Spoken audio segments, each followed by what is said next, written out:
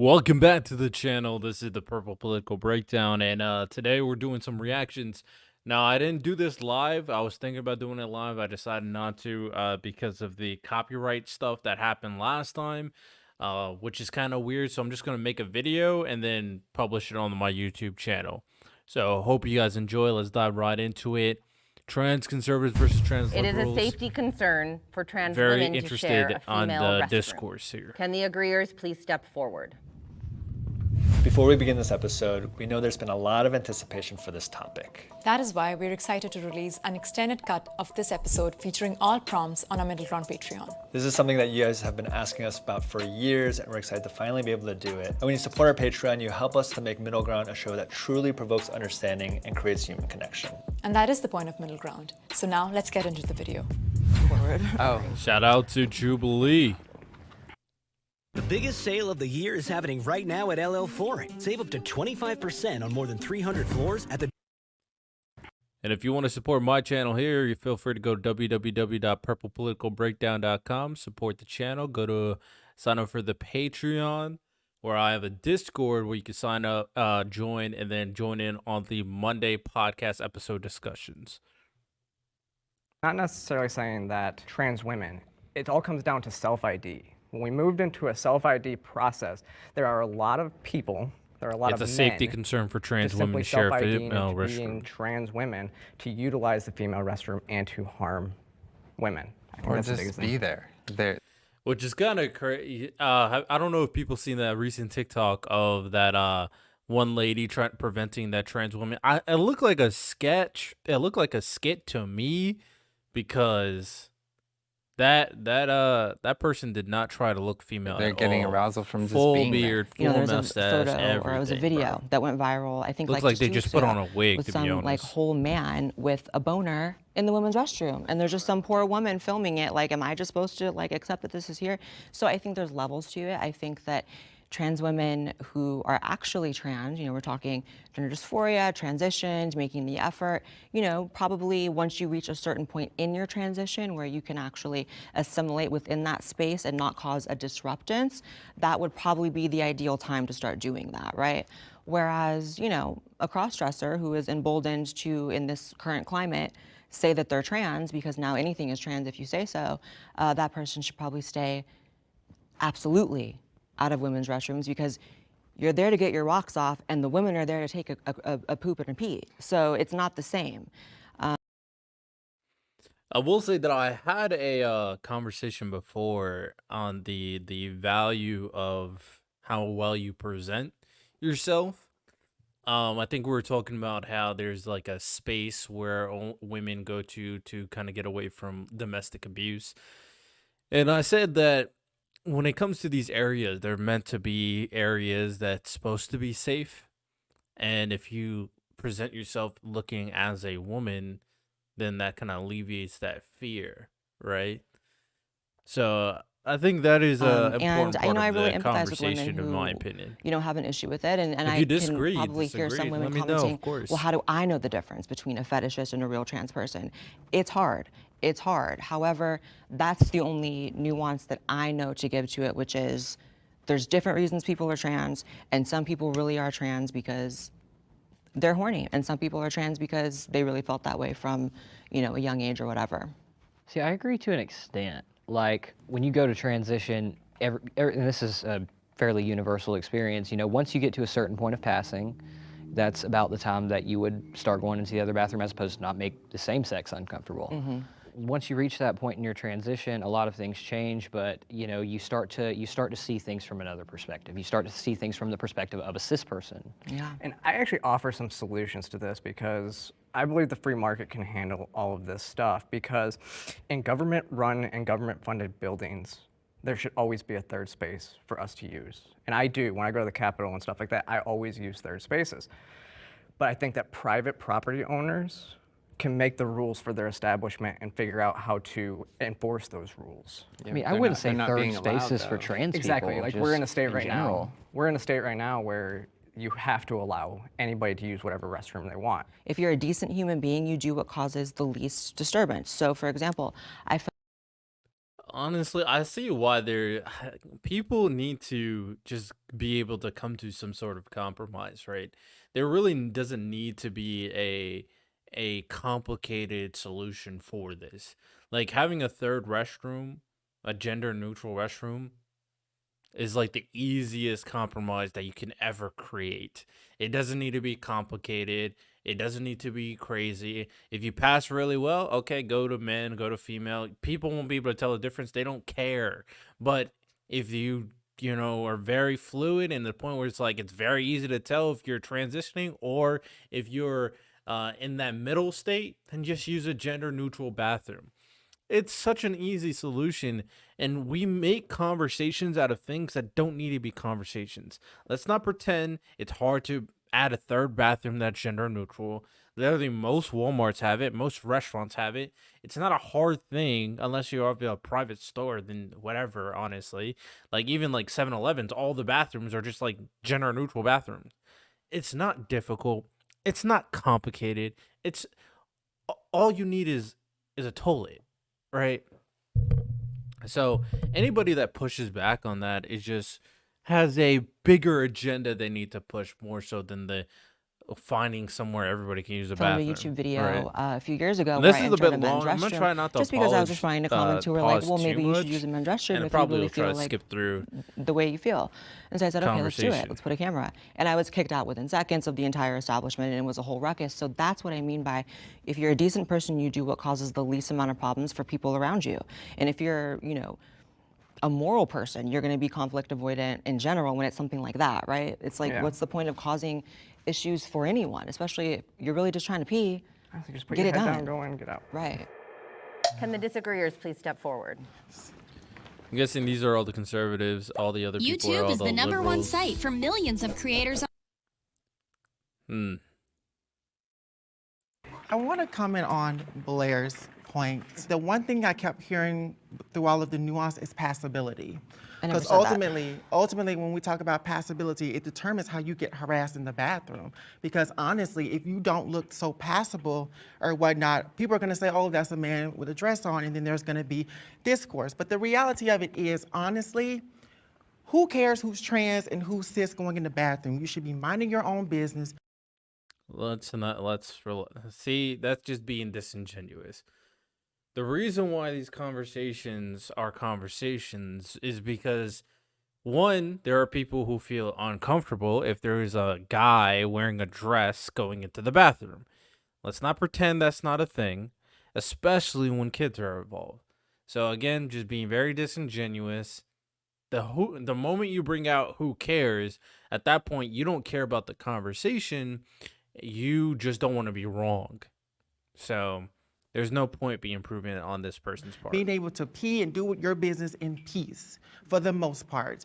That conversation around this man with a boner on or whatever like that, I saw that picture and I thought to myself, that's really a right-wing talking point and conservative propaganda because that's their ideology. How is it when It it was a comes thing to that trans. happened. I'm speaking. That's their ideology when it comes to trans. It's because Propaganda.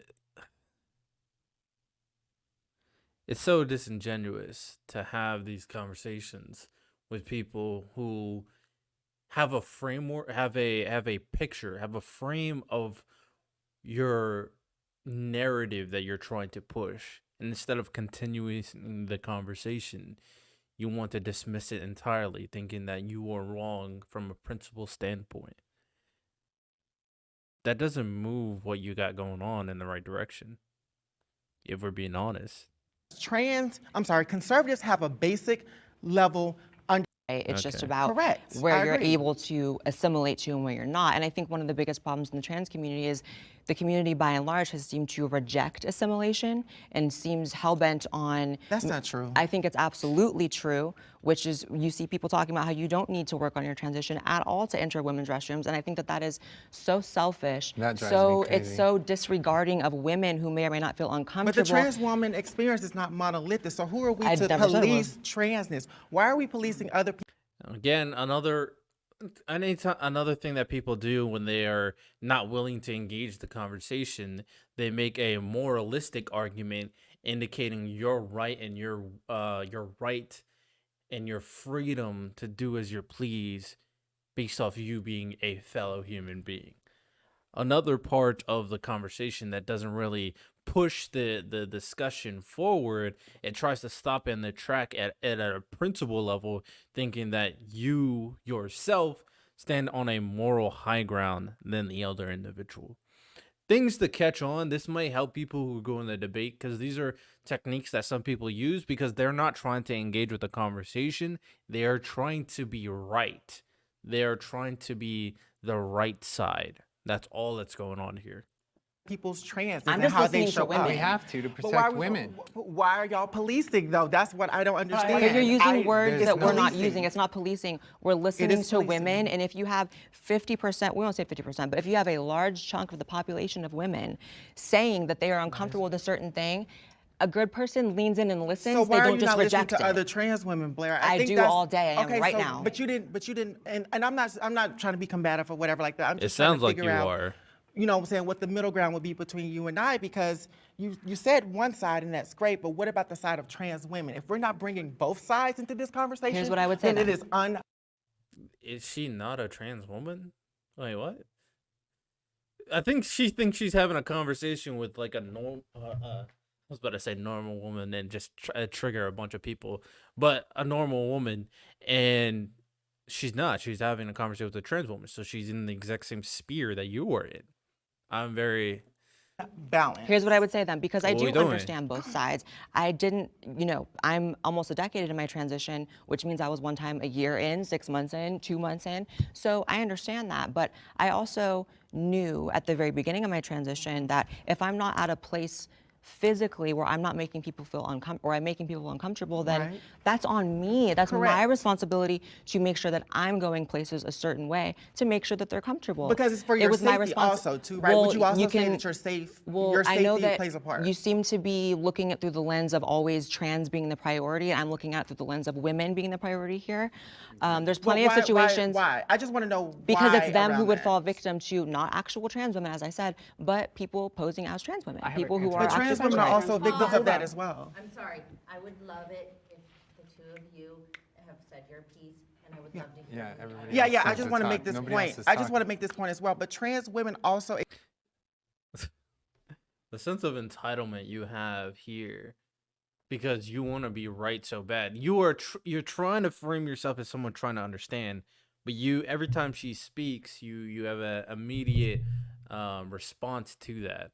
At the same time, like there's other people who want to say stuff that want to. It's not a 1v1 conversation at the moment. It's a group discussion. experience violence and also need No that doubt. protection. And so that's the No thing. doubt. Like it should be an even playing field. I'm not saying you're wrong. It shouldn't but what be I'm an saying even is playing I would like to field. challenge It you to depends on the expand situation. to make sure It you're should being not be an inclusive of even both playing sides field. or whatever, Don't because fool we yourself gotta into have thinking we so. have to have these important Because conversations it's a woman's between bathroom. cis women So- and trans women. I mean, and I I'm think- just Not gonna an say, even playing and I'm field. not gonna just say cis women. I'm gonna say women, biological women. I want to make it inclusive of everyone. I But think it's the middle not. ground, though, is, and I feel like I'm not coming at this from an extreme place. I feel like an extreme place would be like no trans women in the bathroom ever. That's the extreme position. I'm saying work on your transition, take it as your responsibility, and be respectful. And that's the middle ground, right? This is a self-preservation issue, right? So if somebody's in the bathroom and they have a boner, that looks bad on all of us. And when people and when our community's not calling that out and not saying that this is But wrong, I'm just No, to I your get point. it. How many cases has that occurred? it happens. It happens a lot. We see it's Another that I've seen since I'm like in this debate space is the need to minimize based off percentages, right? And there's nothing inherently wrong with this because percentages are valuable to kind of know the severity of the conversation at hand.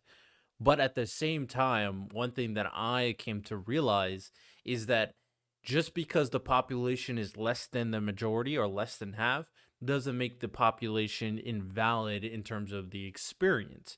It's all relative. And also, let's not fool ourselves into thinking that when it comes down to a small percentage of the population having outrage that it's not impactful to society. Because let's say 10% of the population can have outrage for, let's just say, a cop gunning down George Floyd, right? That 10% can be more impactful than 55% of the population by a large margin, based on activism, based on outreach, based on attention, right?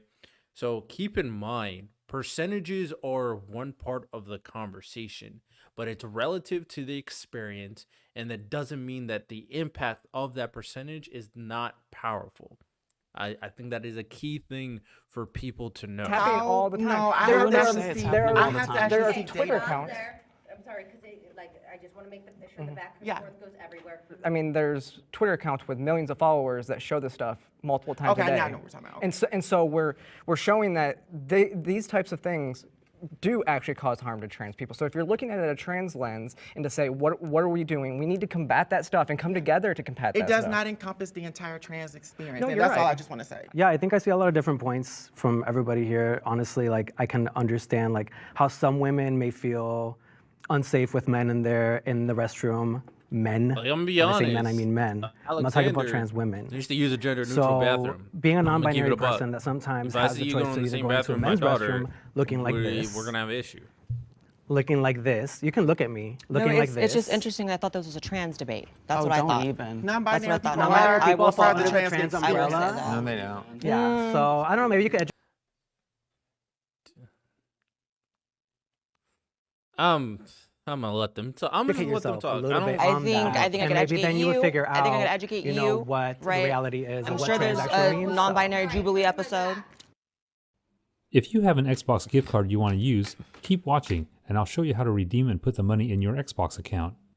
This tutorial Weird ad. Well, because this is not a debate about who is really trans and who is not. It can be. We're talking about restrooms. As a trans, non-binary Blair person, is sassy when I go as fuck, into not a gonna place that lie. only has men's and women's He needs to restrooms, relax a and I'm little dressed bit. like this, Mm-hmm. my choice to go into the men's restroom at that point puts me in danger. 6 years ago, when I've transitioned That doesn't mean you almost can go in the 8 women's years bathroom. ago, Go in the but 6 years gender-neutral ago, it bathroom. was never an issue for me to use the women's room. Girls would literally drag me in there with them and say, "Girl, you need to be in our bathroom." And I was like, I felt uncomfortable back then. I don't pass. I know I don't pass, so that's a me problem. And I'm not going to turn my fear of being attacked in the men's room into a woman's problem. It's still a me problem, so I need to work on myself. And it sucks. Does it suck? Yes, it sucks. I don't pass. I know I don't pass, but I still respect women enough, and some trans people aren't capable of handling themselves against a man, but I'm confident in my ability to do that. And not everybody. That's kind of funny. Respect to you. He's like, I don't care if I don't pass. If a man comes up, put the dukes out. I'm gonna knock you out. Respect. Yeah. Can. I get that, but it's just now, 6 years ago, I used to use the women's room. Now I don't, because women have spoke out. They've come out and said, we're not comfortable. There's too many self-ID'd people out there just taking advantage. And I choose to use the men's room to protect them.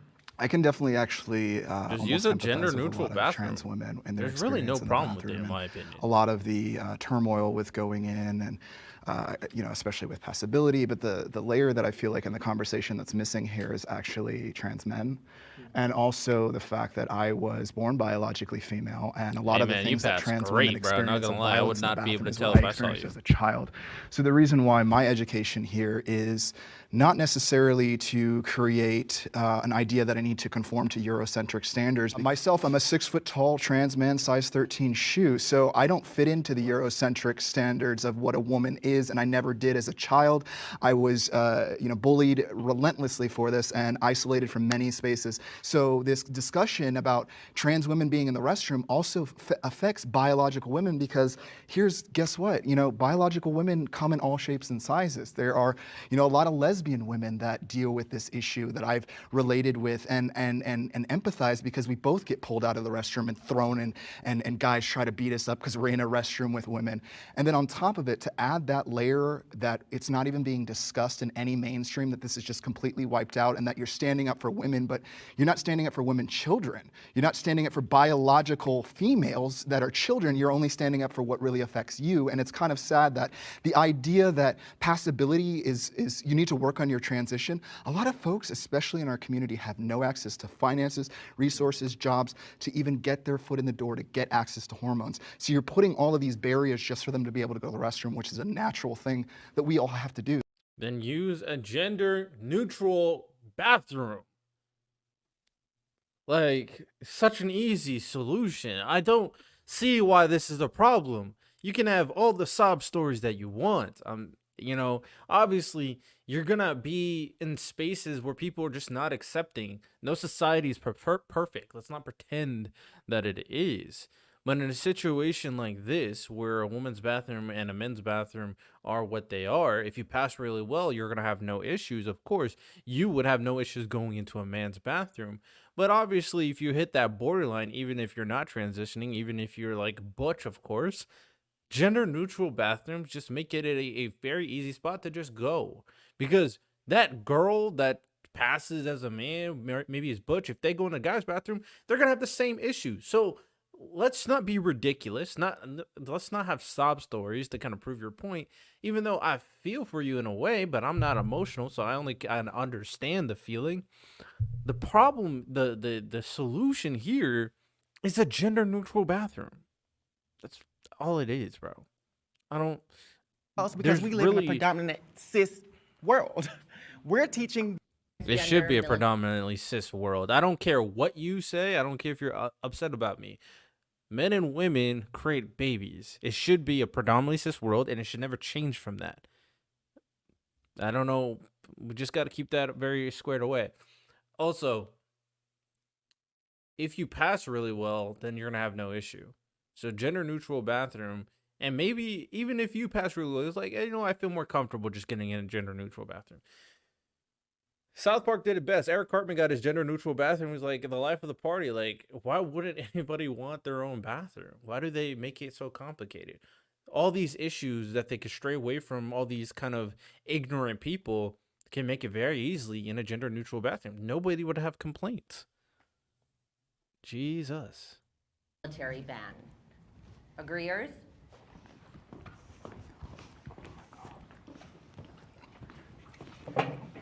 I think that Interesting. oftentimes when you talk about trans people in the military, people forget that most places, if we're talking about feet on the ground and really going into war zones, are really dangerous for trans people. And so it's really an extra risk. You're talking about the culture that exists over Yeah, there. the Middle Yeah, East, you yeah. know, it's So like that's not exactly the trans friendliest friendly. place It's for actually us, the yes. opposite. The medications that we take sometimes put us in conflict with being able to actually be combat ready. But there is some nuance here, obviously. Like if there was a trans cook or a trans medic, I'm not exactly going to be upset. But for the most part, when it comes to combat, I hate supporting, like what you just said, I hate supporting it because it goes to the narrative of the should athletes compete in sports, you know, but trans athletes. yeah, They the shouldn't. drugs we take do weaken us, you know, so we're not, like you just said, combat ready, but we're also not as physically strong as the guy counterparts standing right next to us. And I so. will say, like, as a person with HIV, I was diagnosed at 18.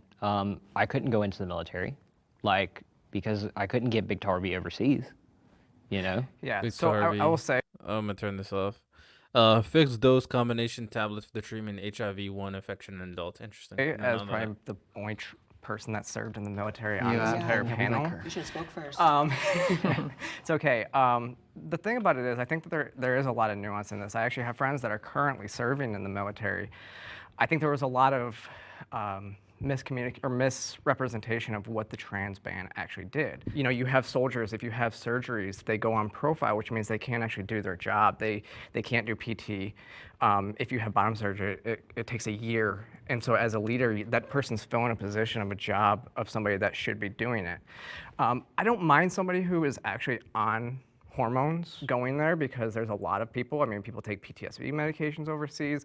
They actually take 6 months of medication with them. So a full-out ban, I don't necessarily support because I think that everybody in the military, as long as you can do your job, you can go in there and nobody really cares. But it is I those agree. times when if you can't perform your job, that becomes an issue. You talk about with HIV, actually, most people don't even realize this. If you contract HIV while you're in, you can stay in a non-deployable job. Right. And then also, you know, if we want to just get super real, you have the trans suicide rate. And if you really want to compound that by the veteran suicide rate, that's not exactly a concoction for very positive results. So I It could see definitely how be a trans draining. ban could actually benefit us. And Lord knows I'm not trying to get drafted. So yeah, I'm all good with that. Period. Yeah. FearFest is back. It's hard to say. Kind of similarly, like, if they could do their job, I don't really see why they don't have a job in the military. But at the same time, there are certain, like, Out of the military. We pay our biological bills here, we functions. pay our taxes here, we are Americans, we deserve to serve this country as well. However, you all did raise some great points about the concern and safety of trans people. And I do agree that something does need to be done about that to protect us. Who's protecting us in the military? Who is? I mean, if you're even diagnosed with like mild social anxiety, you're not eligible to enter the military. If you have like a crooked left, you know, pinky toe, you're not eligible. So discriminatory, I mean, that word sounds pretty in today's climate, very much like, oh no, discrimination, but it's not always bad. Sometimes it's for the safety, and it's like, you know, when it comes to the military and when it comes to keeping America safe, that has priority over anyone's feelings being hurt. Discrimination is discrimination, and I don't think there's not always a any other negative way thing, though. around it. Well, It's when- still when you say discrimination. protect, That doesn't mean it's protect negative, though. Our troops over there, while they're over there, you're talking, or protect them before so they can get in. Both. It is important to protect all trans people in the military. Well, we can't waste And so what if the best resources way to protect them protecting is not putting them in the Middle East with Muslims that are going to kill them? Well, I just want to interject your point about suicide. So as somebody who has worked in community service with community members directly, a lot of their suicide issues actually revolve around access to finances. And the military is one of the highest employers of transgender people. So we actually see the suicide rate drop. And Well, for me that's a good personally, point, but it's one of the highest employers of anybody. But if you're suicidal and you go into a job that has a high likelihood of PTSD, causing PTSD and all these other issues, then it becomes a big issue because then you already have one mental illness, and then you're compounding it with more. And when you're Yeah, I think he's trying to conflate a few things that aren't conflatable. Now, can you say that finances is a big part? Well, a lot of people have suicide, yes, including trans people, because you can't, you know, transition and all that stuff. But with that said, it's not the only reason, and there's a lot of stress in terms of the transition and, you know, discrimination like they talked about before and not fitting in. When you're in the military, one, boot camp is hard. I knew people in boot camp that was committing suicide. So you got people yelling at you, doing constant physical labor while also trying to retain your medical status, whether it's like staying on hormones or whatever other drugs that you're taking at that time.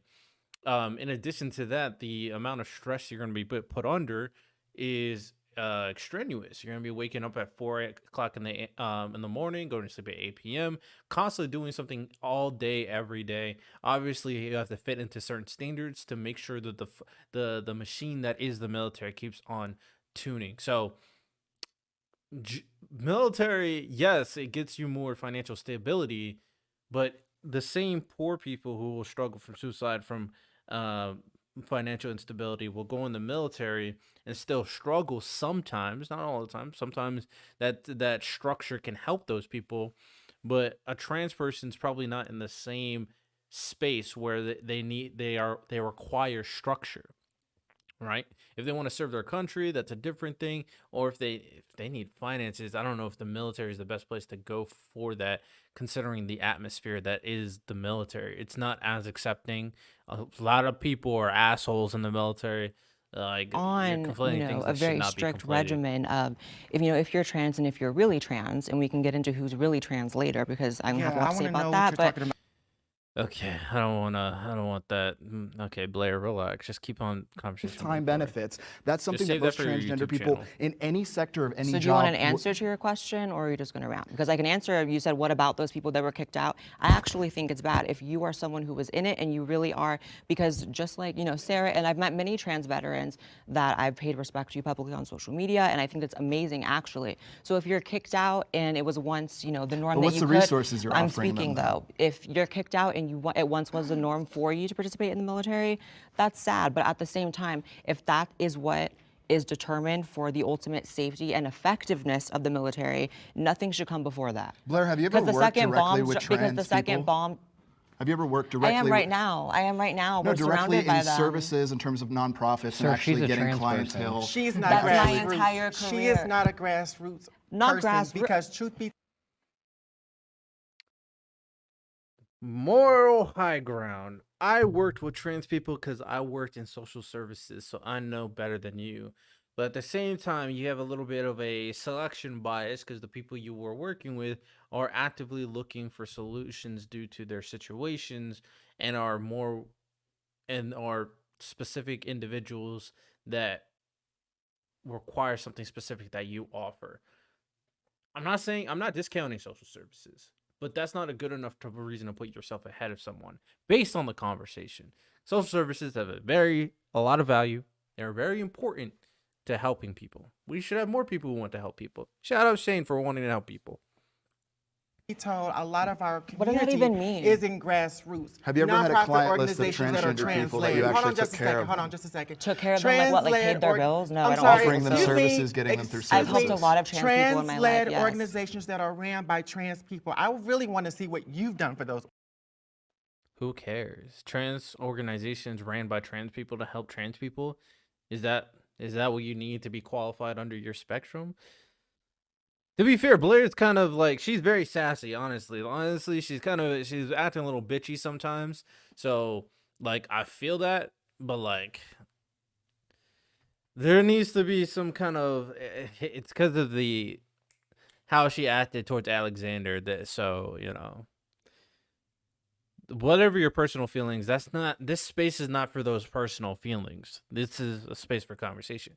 You know, you can have your personal feelings on your own time, honestly. Organizations, because I don't see any of y'all on the front line.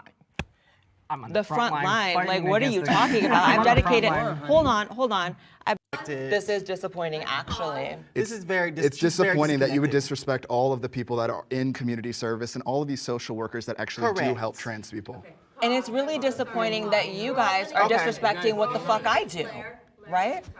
When you say something about what is grassroots, that's the problem that I feel that some Well, you're trans using a influencers are metaphor for disconnected. something that's That is not a professional. They're gonna metaphor. speak in platitudes That the is whole a time. That's tangible what they're gonna do. resource organization. Because this is where y'all's privilege come in. Because if y'all don't need My privilege? services, My from content is a trans- resource. If you do not need First services of all, ma'am, from don't come from my nonprofits privilege. that are trans-led, Because you I have was raised by privilege drug and you addicts. have I had access. HIV. I create the resources. I would rather.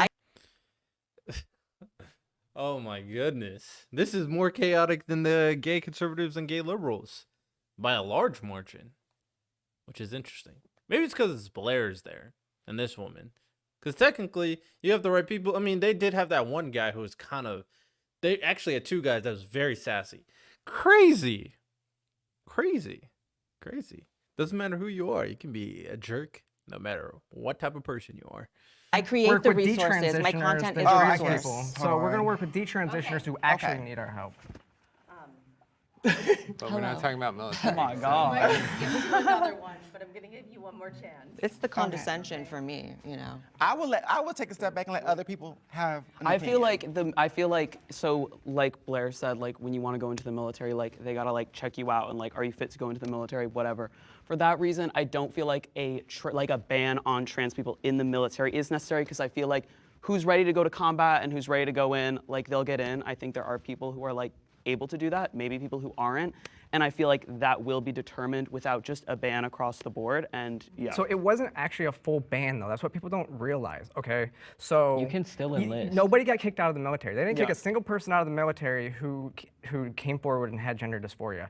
2, it was actually easy. It's more open to serve under the ban than it was under Don't Ask, Don't Tell. Yeah. Okay? So you could actually be a trans person and present however you wanted off duty. You could go to a ball in a dress and nobody cared, and they couldn't kick you out. And serving in the military, it's not a right. They can disqualify you for any reason, physical, anything. People get kicked out all the time because they can't pass PT tests. Right. And overseas, yeah, you don't necessarily have access to refrigerators for your testosterone or any of that other stuff. So if you're taking injections, it's a lot different. I'm supposed to refrigerate it? I don't know. I don't take And testosterone. that's going to melt in the Middle Eastern sun, believe that. That extra diet What? I would feel so awkward. is going to be Female blue hormones goo. are not always refrigerated. Let's just make that clear. Well, my concern would be that, like, who's joining the military not to serve in the country, but only to get the cheaper drugs and the paid-for surgery? And I don't want that trans person defending who's our joining the country. military because they got a woman pregnant and they just need to pay their bills. There's so I many don't different want that reasons why person people either, join the because military. I want And also, dedicated there people. are easier I want ways to get dedicated people that want to defend the country that I live in. There are and easier protect ways to get drugs. us. There are easier ways to get drugs, and to join the military, that's a big commitment to Let's get just drugs. put it this to- way. to- There are to- to far do it. less for high school too, debilitating or things that will education. disqualify you from access to the military than trans. And if you want to put it on a scale, trans is one of those things that for a lot of people is quite debilitating, whether it's mentally, physically, whatever. If you have, social anxiety, if you have depression, any of these things that are less mentally taxing than gender dysphoria, all those things, then why is it that we should have like a go around because we're trans? I go with what the generals say. I go with what the people at the top say. This is what is the most effective. Overall, I think I have no issue with trans people going into the military. There's really no problem. If you're qualified, you're qualified. But there are certain limitations that obviously exist, right? So I'm gonna And you move can't forward. go do your job, then there's really not a big reason for you to be there. And to agree with your point, I'm not in the military, nor am I a military general, but I trust that military generals know how to get their troops deployment ready. And if someone is able to go through all the rigorous steps, take out the trans, but they've been able to meet medical, health, all of the hoops that need to be met, I don't see any reason to take away someone's opportunity to serve this country and to be proud of serving this country, because being American is something to be proud of. Yeah, and like the trans ban didn't actually do that. Like I said before, you just couldn't go actually like take hormones and transition while you were in, and it was a lot different because I served in 2010 to 2011 before Don't Ask, Don't Tell was repealed, so I know what it was like before that as well. And I totally agree with what you're saying. So there's some middle ground. There's some middle ground there. Let's go, people. Group hug. Schools should include trans conversation in sex ed. Join our Middle Ground Patreon to watch this exclusive prompt. That's a interesting conversation. Hey, so I found Shout a out, betting system that's really shout working out great Middle for me. Ground for having a good prompt for the Patreon. Also having an extended cut where you don't do all these cuts is probably very good too. Not gonna lie. It's okay for minors to get top surgery. Really? You guys waited on that? That's pretty vile. I feel like the Blair's vibe so is condescending, like, not gonna lie. like as someone who had top surgery and went on hormones, like it's a very emotionally intense experience. I think in terms of like minors getting surgery, like the reason why I'm not like no to that is because I feel like maybe someone's like 17 or something. I honestly feel like it is a really intense surgery, but I feel like if somebody's like 17 or like late 16 and like feels like it's right for them, I mean, like people are really different. I know for me, like top surgery when I was like 16 would have been like so good, and it would have literally like saved my spinal cord from like binding all the time. That's why I'm like, yeah, like I feel like in instances like it can make sense. So I'm not a trans man, so I don't have the experience or whatnot, but I do think that it has to be done safely. There is a process when it comes to having these Blossom. Why? Do you just watch Powerpuff Girls? Nah, let me chill. types of gender affirming surgeries. You know what I'm saying? I've never met a Talking with Blossom your that's not parents, and Powerpuff then going to endocrinologists and going through therapy to make sure this is right for you. People have a choice to their autonomy. Now, I know that everybody does not, but those that do or whatnot should choose with the right medical education. they should choose with safety and with full understanding of what is a benefit and what may not be a benefit. I agree with a caveat that there does need to be some sort of process, which there is, by the way, in place. Yes, absolutely. Sometimes there's a slip through. Yes, things happen because, again, as I said earlier, this is a big world. But to, again, negate people the ability to walk through a door that you have walked through, I'm gonna say this again, and then close it behind you, is a little bit of a slap in the face for anybody who's seeking transition. Yeah. My personal opinions, and I don't think you should do any surgeries until you're 18. I don't really care. Once you're an adult, even if you're 17 and 16, because there's places where you're an adult and 17, 16. I mean, in those places, I mean, there's no adults that could tell you no. You have, especially if you move out of your house. So, depending on the standards, once you're a legal adult, then you should do whatever you want. You should be able to do whatever you want. But until then, I don't think you should. Make it really simple. I don't think there's enough valid enough reason for surgeries that permanently change who you are for the rest of your life to be something that you need to do. Like if you're 16, just wait 2 years and then do it. Right? So that's my opinion. And as somebody who has experienced top surgery and also waited quite a bit of time, a lot of severe damage actually was created to my rib cage that my wife, who is half my size, actually has the same size rib cage in the back as mine. And these are permanent damage to my body because I binded for about 8 years, and there's even still issues that I have with breathing and certain issues that I face that you know, unfortunately, if I had that surgery a lot earlier, I would have a better posture. I'd have a lot of pain that is not within my body that I have to deal with on a daily basis, while simultaneously the idea that, you know, I get maybe under 16 top surgery would be something that would possibly even make me a little uncomfortable, but I also know that I was homeless at 16, paying my own rent, and left my If you're in home at that 16 and had situation, to make your live own my life as an decisions. adult very early. So Yeah. I was able to make those decisions for myself, but I think it's weird that others can't seem to see that I could make a medical decision for myself No, when I had to I physically agree with take Shane care here. of If myself. you're a And I legal look adult, at some of these basically, younger then kids, you can and do whatever there's a you sense want, of honestly. jealousy there and excitement for them at the same time because they now have access. Because I'm not trying to be a moral saint here, right? If someone is basically a legal adult where nobody's taking care of them, you actually have no right to tell them what they want to do with their body. I don't care because you don't give a damn about that individual living on the streets and providing for themselves. So honestly, you should have absolutely no right to tell what that person wants to do with their body. I wholeheartedly agree with Shane right there. I'm being honest, right?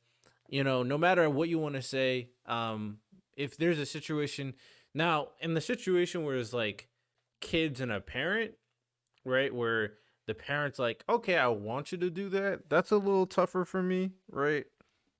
I would still stay strong in my stance that I prefer the person wait until they're an adult. They got someone taking care of them, so they just gotta wait 2 more years. They're not in this situation where they have to be an adult necessarily. That's where I would stand. It's a lot more of a nuanced conversation, obviously, but if they're 16, living by themselves, paying their own rent, Access hell. to memories and being in the space and being in a comfortable body that, you know, I had a lot of isolation growing up in my childhood because I didn't feel comfortable to present in a female space or a male space. I was isolated constantly from school, from the outside world, from my family. And my transition, my top surgery has done nothing but take physical pain off my body, especially with as large chested as I was and having to bind for as many years as I did. I can People imagine. really rule you. No, I can't. Let me relax. What am I talking about?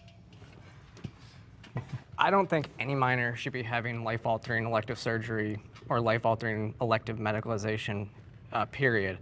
And so when I work on bills across the country that do ban this for minors, there's a couple things I point out. I point out that I don't think a 16-year-old female who wants breast implants should be able to get that either. When we look at what we allow minors to do, like surgeries and stuff like that, they're not life-saving. They're not, if you don't get it, you're not going to die. It's not like getting, like, having appendicitis and having to get your appendix removed or anything like that. It's elective. I think that's the key point here. Agreed. My thing about surgery, I'm actually vehemently against surgery, like all of it, top surgery, bottom surgery, all of it. Particularly because you need your genitals. Like, it's just that simple. You know, you have these people now who have non-functioning fake penises and vaginas that, you know, you've had issues like, for instance, Richie had where like your urethra folds in half and then you can't pee no more. This is about. Oh, are you against top surgery too? Yeah. Yeah. I mean, just surgery in general. I don't think that that's necessarily like you said. It's not like you have appendicitis. It's not like you've got like a bone spur. It's, you know, like you don't. I disagree with not that because having I was in surgery- physical pain, and the moment that I got that top surgery, the pain was Well, alleviated. that means you needed a breast reduction, my friend. No, it's just No, binding, dude. that's from Binding binding goes in crazy. general. It I mean, I causes binded some for 8 issues. years. I know, like it I sucks. know, but like if you just keep binding, like honestly, like my ribs are like, I'm like, ew, I hate my ribs. Like they're all like messed up. Is that an get your issue body with type. safety of binding though? I'm actually curious Yeah, about like this. honestly, It's the but safety the of, thing of is how too, they like teach you to I bind? think it comes with like the size of your chest. So like I had a big chest, so like Same. I had it was the only way. You know what I mean? Same. And I did try and like bind like safely, and I did buy like reputable like binder brands, but it is a lot when you're doing it for a really long time I and used to wear it ultimately for 3 like. days straight. I know, me too. Like, and that's what's like you're not supposed to. Was but was like, your doctor telling you that that's not safe because you're not even supposed to wear Yeah, it of 24 course. hours? My doctor's straight, old right? school. Yeah. Yeah. But you know, and I 6 did to have 8 to go hours is- through like for top surgery and testosterone. Like I had to go through like a really big process, and I think that's my thing is like instead of an age thing, I think there's like a I don't at the end of the day, the procedure, obviously I hear what you're saying, but I don't unless someone can tell me otherwise, what does getting it done sooner help with? And like what age did you get it? Like if you got it at 21, then why didn't you just get it at 18? If Shane got it at like 32, why didn't you just get it at 18? You know what I'm saying? Why does it have to be 16, right? Other than like Shane being able to pay their own rent, then I'm like, hey man, do whatever you want. But that's I think these clarifications are important. like there should be a process. You should have to like live as that gender and be seeking care and be having like a therapist for long term and a psychiatrist for long term and an endocrinologist for long term. And like it's really like specific to the person, and I think would be like really rare anyway. But that's just my stance. That I agree with to an extent. This is definitely the prompt that I am the most passionate about because I think there are few things more vile, more irresponsible, more Blair's you so know, opinionated. dangerous than saying a child can consent. I respect it though. Like you gotta have strong stances. But you gotta be willing to engage. Cause I think these two had a very engaging conversation. And I think I gained a lot from what Sheen said.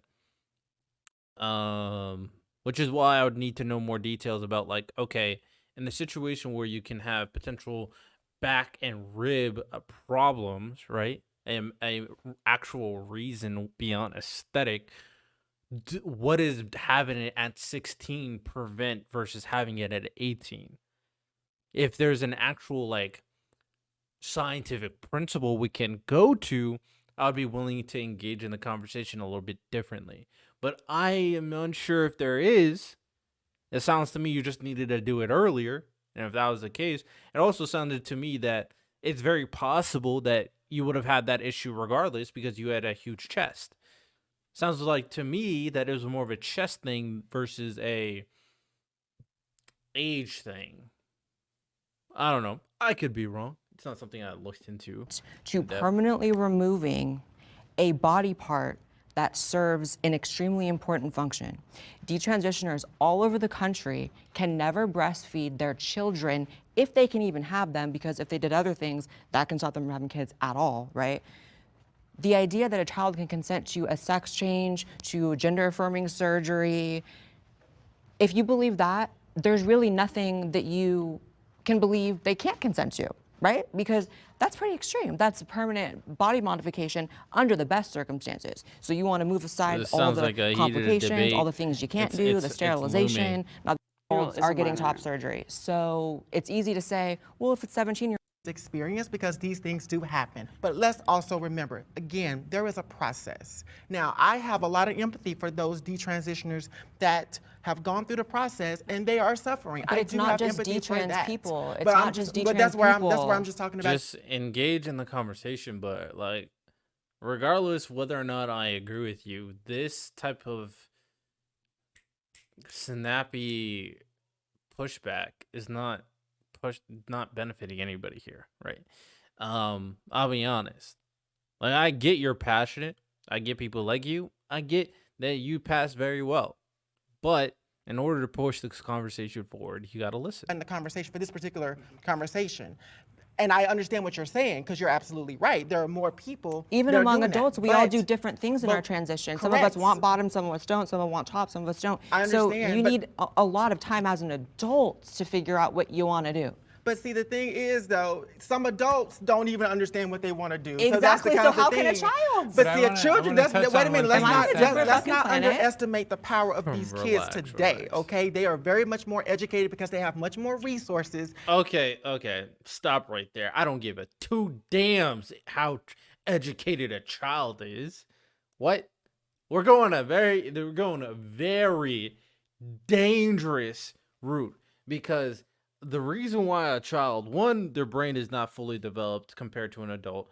Two, their experience is very limited and their perspective is very limited due to being a child and being raised by someone else.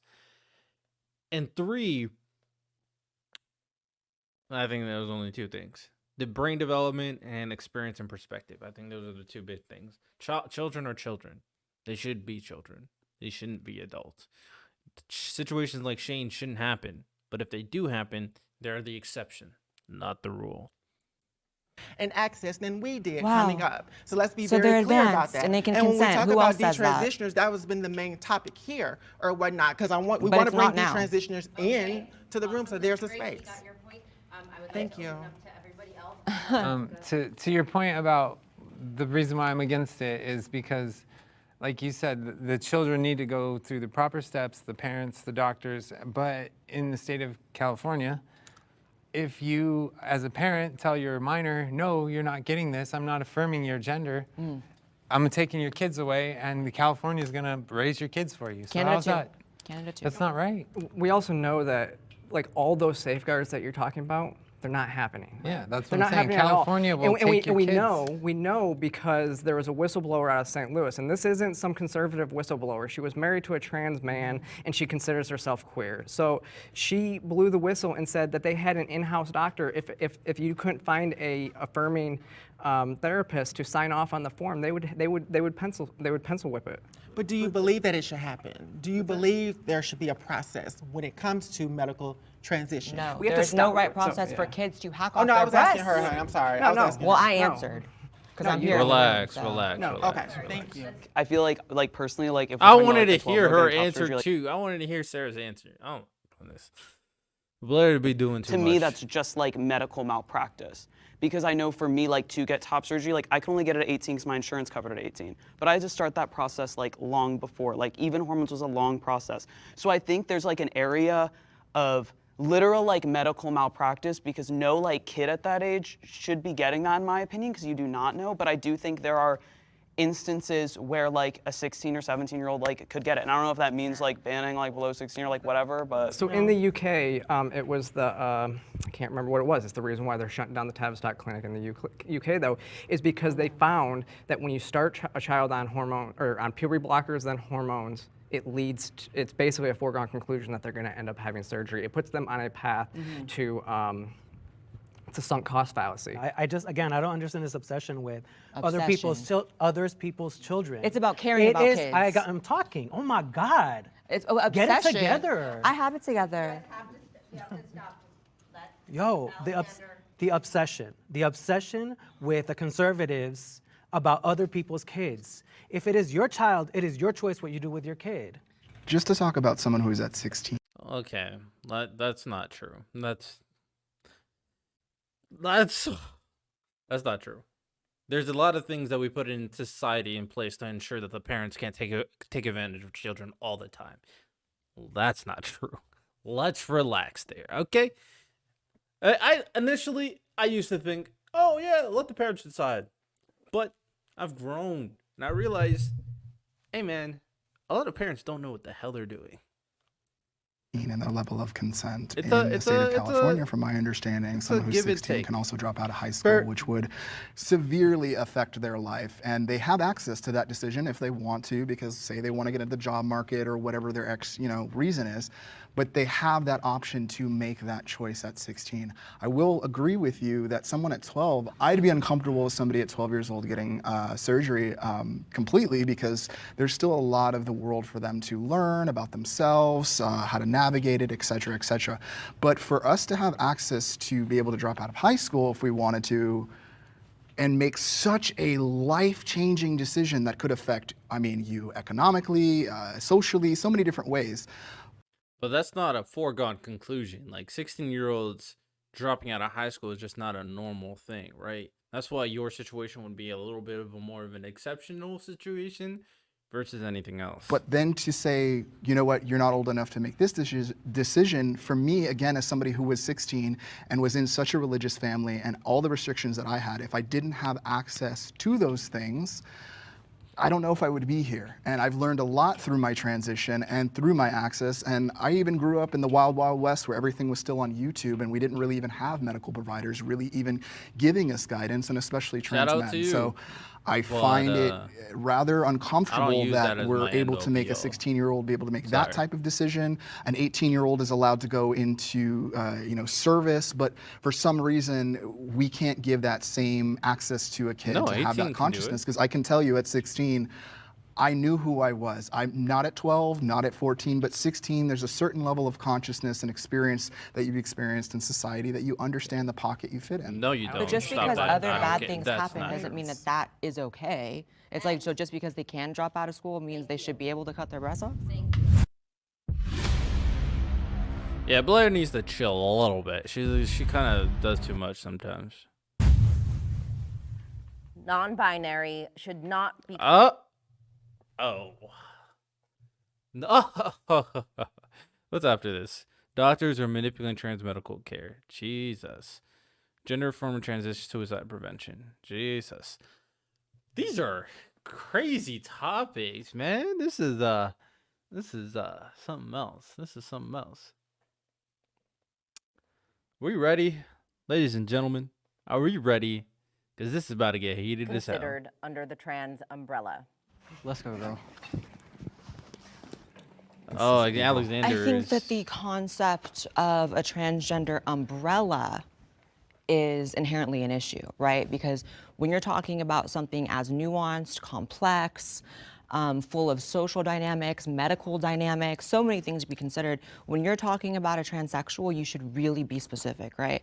And this entire concept actually of transgender is relatively new. Like, it came about in the 70s or 80s through queer theory, when originally it was about transsexuals, which was considered a medical diagnosis, which was a medical process, and it defined something very specific.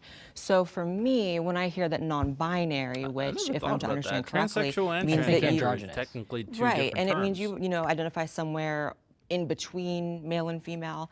That's not what a transsexual is. The definition of a trans person is somebody whose body has been altered, or somebody who identifies as a different gender whose body has been altered via Right. hormones or surgery. And there's two genders, so if you want to say, you identify as a different gender, it has to be one of those two, That's which the would big make you a argument, yeah. transsexual if you're actually trans. I think it makes about as much sense as saying that bisexual is under the straight umbrella. It's like, no, that's a separate thing. And I think there's beauty in being separate things. There's beauty in having your own lanes. And my concern is there's so much, clearly, as we see today, really heated conversations about trans people that when you start adding in queer theory, non-binary, it just makes it muddy, and the people at home, don't know what the fuck you're talking about. Here's the thing about a lot of the people who identify as non-binary, so to speak. When they do so, they typically don't medically transition. Right. And when you do so, that at that point, it's a costume. Well, Like- it's I've had this conversation before. Is transgenderism becoming a trend? And a lot of these people who are non-binary identify as trans, but why? Right? Why? Why do you identify as trans? You can be as gender fluid as you want, but we're making the trans issue an issue for people that are not trans. I agree with that. It's gender nonconformity, right? And so we, Because they can Blair's take saying- this off. I can't take this off. Yeah, as Blair's saying, we look at gender nonconformity, which used to be okay. You can wear what you want. You can present however you want, but it doesn't make you something different. You can't, as Blair was saying, it comes out of queer theory, which is postmodern neo-Marxism, which means that there's no such thing as absolute truth. They don't believe there's truth, so it kind of erodes the structure of society. And it's actually really regressive in a lot of ways because you end up getting it to where it's literally based off of stereotypes, which we've tried to for so long get rid of. Like, it's okay to be gender nonconforming male or gender nonconforming female, and that didn't make you non-binary. It didn't make you trans. When I meet a trans person, right, like a trans woman, a trans man, there is an inherent camaraderie. Like when you mentioned, I can't take this off, part of me almost got a little bit emotional. I know it's hard to believe people think I have emotions, but I really do. And because I saw you in that moment, and I said, you know what, we are similar in that way. We may be different in other ways. We don't know each other very well, but we have that. When I talk to or I'm around a non-binary person, it doesn't really click, it doesn't connect because it is so different. So I think that's inherently, I should be able to see some semblance of my own issue within that person, and I don't when they're non-binary at all. And so I have no issue with non-binary people. I just don't think that we're the same. Yeah, same. And so when like I was saying before, like when our acceptance rate has completely been destroyed because these people are initiating violence in our name, they're gonna self-ID out of the category, and then we're gonna be the ones left holding the bag. Yeah, it's just, if sex is a binary and you're neither of those, then you're not trans. Hello. I think it would be really Are we ready for hard the for a shots? cis person to truly imagine what it's like to be trans and what it's like to live with that and be born that way. And I'm not non-binary, and so I really cannot picture what it would, because I'm a binary trans person. I hate when some liberals do this shit, bro. Hey, you identify as a chicken, right? See, it's tough for me as a straight cis man to understand how a trans person feels. So it's hard for me to understand what it means to be a chicken. So you know what? We're the same. You're a chicken. I'm a bruh. I hate that argument. Come on now. But liberals love to connect to people. I'm not mad at them for thinking that. I just don't think it's productive in the conversation. That's just me. And I can't imagine what it's like to be in between that. But just like how the cis person can't really truly understand that, it doesn't mean that it's not a thing and it's not real. And I really believe that we have like 85 years like on this earth, and like so many people spend so much time 85. being like sad and uncomfortable in their bodies. And if we were just all comfortable, like if somebody like wants to go by a name and like dress a certain way and they are saying, this makes me so comfortable, this is what makes me happy, there is no reason they shouldn't do that. And my God, there is no reason why we should say, To a certain extent, as long as it fits certain parameters of society. I get the hippie rhetoric, but at the same time, we know that there are certain standards that we should uphold as a society to keep things running smoothly. But I get the sentiment.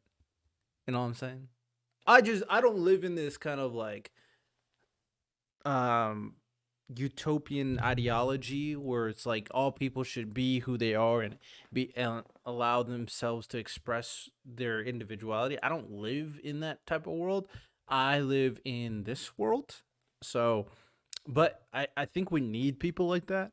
I'd rather have more people like that than more people who think like this, because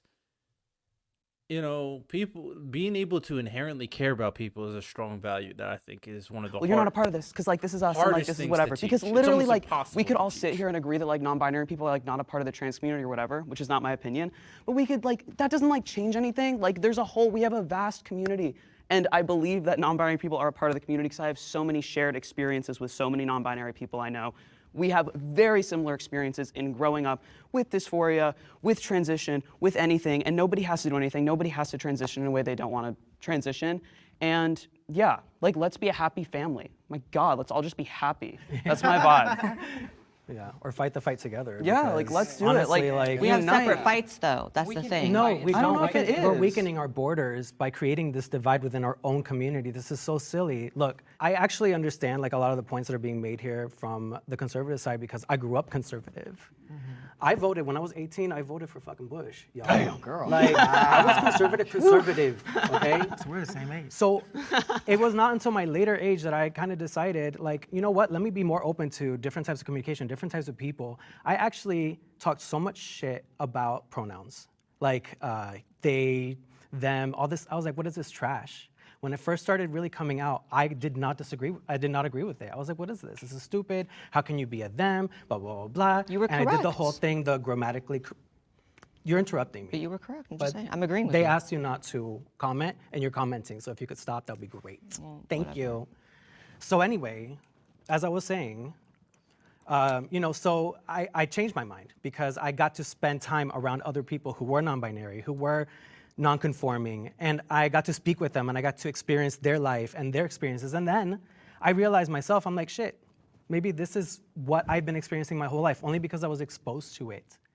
If I would have never been exposed to it, I would have never known that this could have been my experience. And I would have lived the rest of my life as a different person, as somebody who I'm not.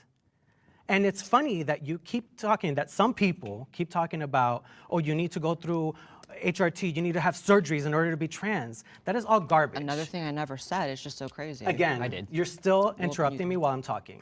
This is the second You're time now. addressing me, This and is you- the second time now. If you can claim someone said something they didn't say, they should be able to correct you in the moment. Do you feel good now that you said what you needed to say? I feel fine. Wonderful. I'm sitting pretty. I'm fine. So, I mean, sometimes it's like the power that needs to hold me back. I mean, you're because appropriating a medical condition. That's what you're really doing. I exist. I am proof that non-binary people exist, and that it. I don't think anybody here is saying that you don't exist. They're saying that you are not the same as a trans person. People, I get there's a human beings usually react from emotional responses before logical ones, which is normal, to be honest. The emotional response will dictate how you move forward. That's why you have to be very deliberate on how you kind of say things, but even then, they will still be emotionally captured based off certain trigger words, of course.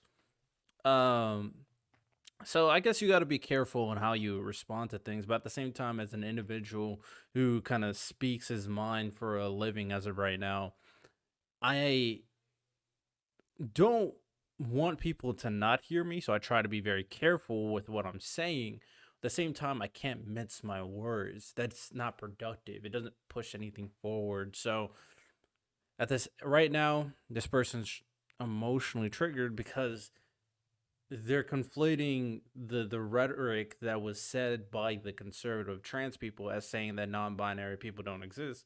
When in reality, what they were saying is that non-binary people and trans people are two different things.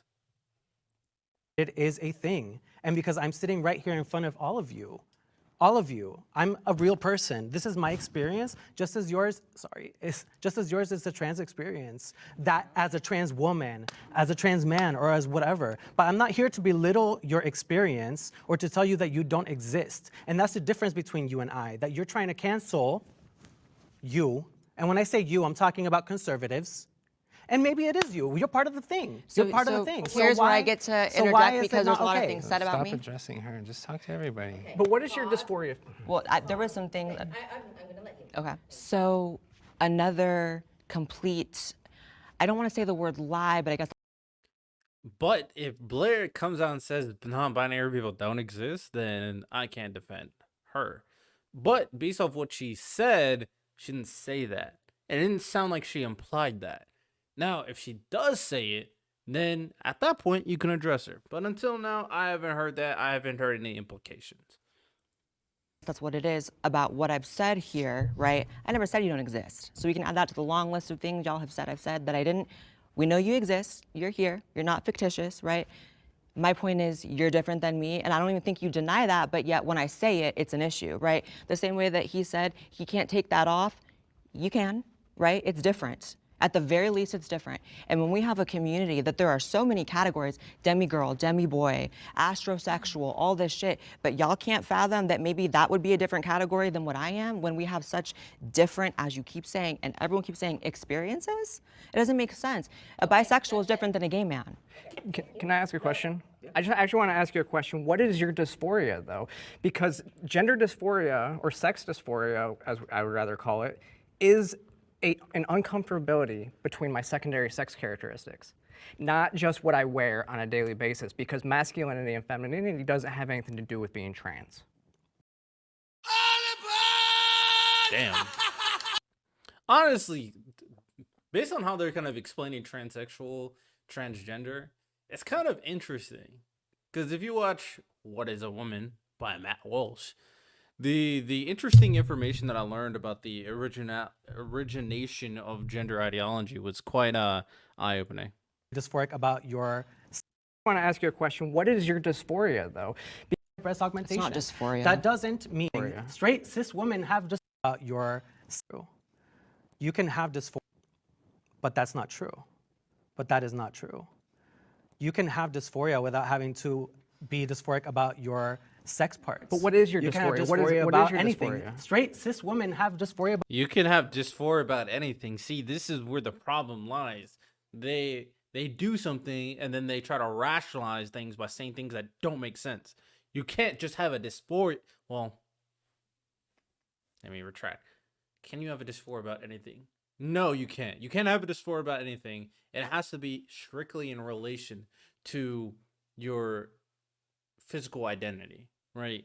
Body dysphoria, gender dysphoria, I don't know, height dysphoria, I guess. About their breast all the time. They get breast augmentation. It's not dysphoria. That doesn't mean that I'm not dysphoric about certain things. That doesn't mean that. And you don't know my life. You're not in my life daily. That's why I asked you a question. You don't know what I cannot- experience, the different things that I experience. Hold it in, Blair. Hold it in. Jesus. She is so ready. She's so snappy. Jeez. I respect it in a sense, but you gotta hold it in sometimes. Personally. I cannot believe that I grew up as, this 5-year-old little kid experiencing just crippling gender dysphoria, like horrible thoughts, struggled so much my entire life to be sitting in this room and you're explaining to her what dysphoria is. I have my experience. It It's doesn't mean that I didn't amazing. have crippling. You got a different It doesn't experience. mean You that got a I different. It's just a lot of chatty that's like not productive. Jesus. We all have a different. That's it. It's that simple. Non-binary people, but I can talk about what I've been taught by non-binary people. From what I understand, when it comes to some non-binary people, sometimes they have to go into the gender binary for safety reasons, depending on the environment that they're in. A non-binary person stepping into this world and dismissing the gender norms of what people think a man and a woman is supposed to be like is so powerful. If you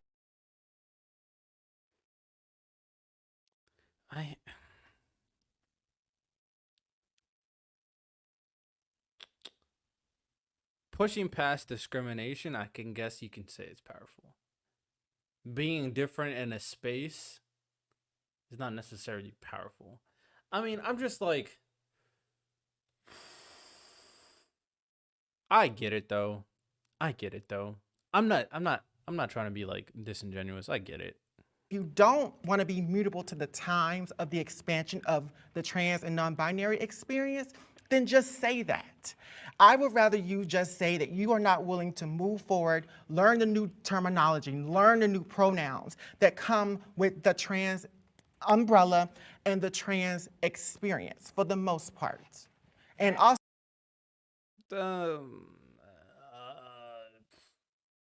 I'm gonna let it rock. I'm sorry. One more thing. And also, too, there are non-binary people who have different sexual orientations. Let's also name that, too. There are so many layers of nuance that we can really get to when it comes down to the root of what being non-binary is. But what's the definition? That doesn't make them trans. My big thing when it comes to, I agree with a lot of the things that you just said. I actually love you. I adore you. Oh, thank you. Right back at you. But here's the thing, right? That's not the prompt. The prompt was, is it different? And it is. Again, when I go out, I can't like take my beard off, girl. It's not coming off. Right. Unfortunately, as much as I hate having facial hair despite being a guy, like Real. it. Like I can't go and reshape my body. I can't go and shave my Adam's apple down. I've been on this since I was 15. What if it had gone wrong? So I have an interesting experience with non-binary myself, as someone who has presented as a binary trans man. I also don't take testosterone. So for me, especially throughout my transition, I took You don't take testosterone? Maybe this is not a testosterone thing, but you don't take testosterone? What helps you grow a beard? Is it not testosterone? Am I tripping? Dude's huge. I mean, maybe they're already huge as a woman, but like, shout out to you. testosterone for a short period of time, just to get the beard and the Okay, aesthetics there that I you go. wanted to You answered my question. I was like, bro, how did you grow a beard without testosterone? I have no idea. in my transition. And once I reached those goals, I personally didn't want to lose my access to being able to give birth to a kid, especially with being with my wife for 17 years. We've been wanting to have kids, so I wanted to, have a backup uterus, so to speak. And in that process of doing that, I've discovered a lot about myself and my own identity of what is a man and what is a woman. And for me, when I take a look at the issue and the conversation, there's kind of two things happening. Simultaneously, our community is infighting with each other instead of looking outwardly at these structural systems that are actually truly affecting us with laws, politics, access to medical care, and et cetera. While simultaneously, we see that the idea of fitting into the patriarchal structures, the misogyny, Shane, you had me and then you lost me. Fitting into the patriarchal misogynistic structure. Every time someone says that, my mind just clicks off immediately, because it immediately tells me where exactly your direction is. It immediately tells me exactly how your mind thinks. It immediately tells me that you want to tear apart society as is to expand your own community or identity. It immediately tells me that, and I'm not moved. I'm not moved. Honestly, there's absolutely no way. I'm telling you this: if you're triggered, you're triggered. There's no way. One, the whole thing about a misogynistic society in America, I'm not with that. In terms of a patriarchal one, that's a little bit more valid in the sense that like a lot of men have powers of leadership. Now that goes into certain traits, of course, but think of that what you may. Honestly, I don't really care. But that said, the alternative based off the identity or the ideology that you guys are emitting, I think will be completely destructive to society, and I think it'll destroy society on its head. And I stand by that. I think it will destroy society on its head. The structure that is something that humanity was built upon with the man and the woman is evolving. And I recognize that, and I don't think that's necessarily a bad thing.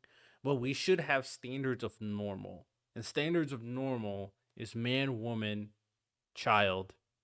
Man, woman, child. If you don't fit in that standard, you can still live in society and live your whole life. There should be no discrimination because you don't want to live in that standard. But at the same time, we should not break that standard.